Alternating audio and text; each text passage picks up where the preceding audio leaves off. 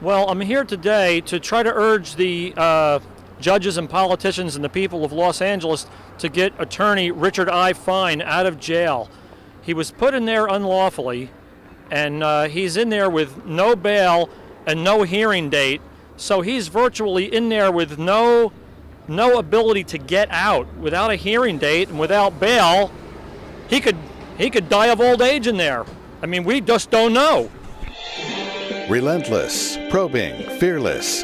This is Emmy Award-winning Full Disclosure with Leslie Dutton, bringing you the truth by revealing the news behind the news.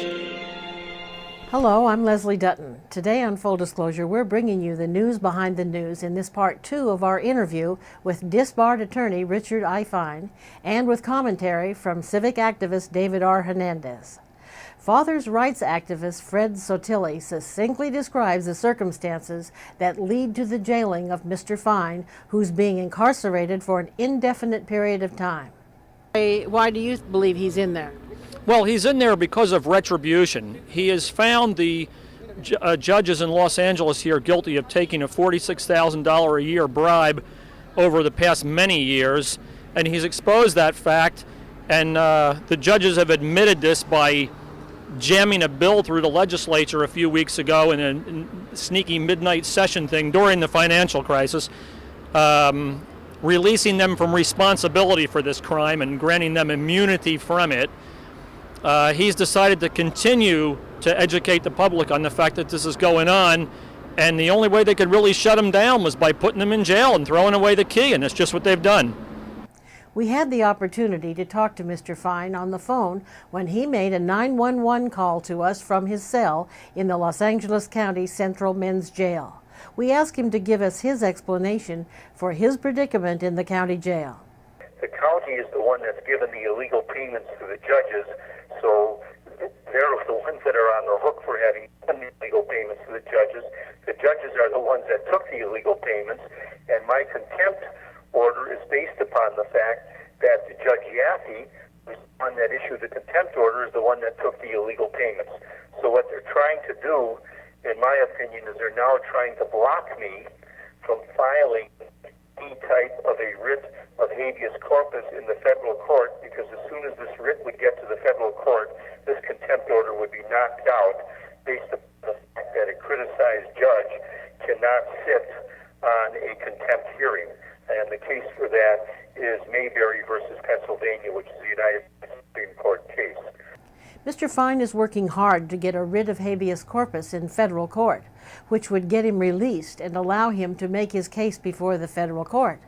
He knows he can't get a fair hearing before any state judge.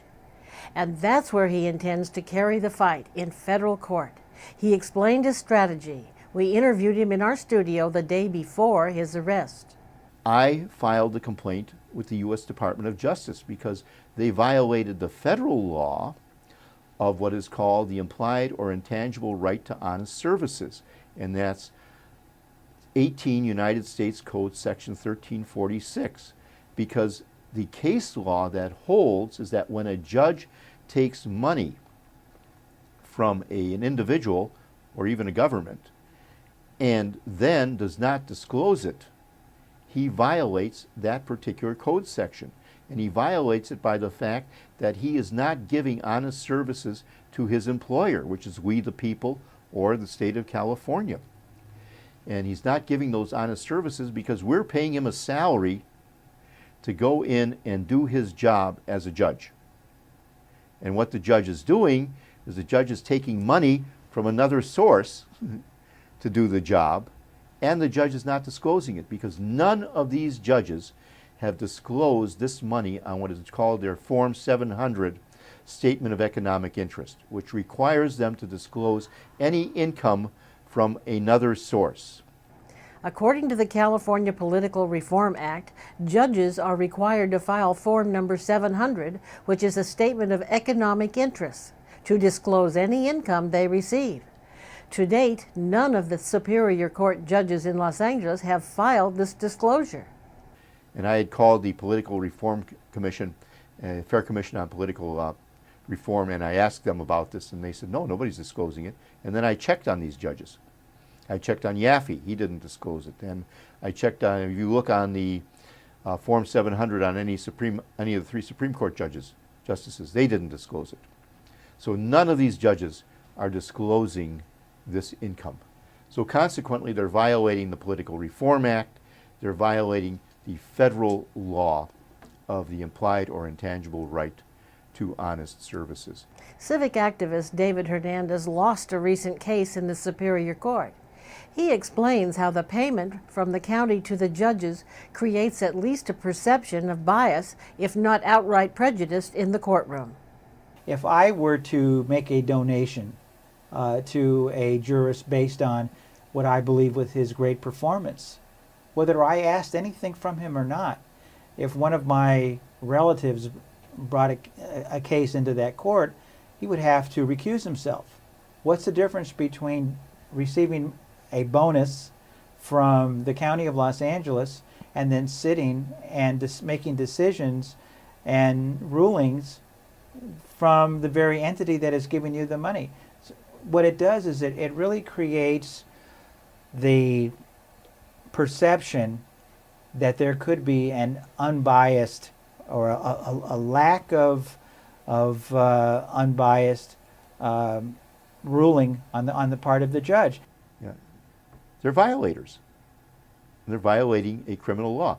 Now, that is a reason why the legislature gave them immunity. It's the reason why the Judicial Council wrote that immunity in, because the Judicial Council knew that they couldn't save them from the federal law violations, but at least they could save them from the state law violations.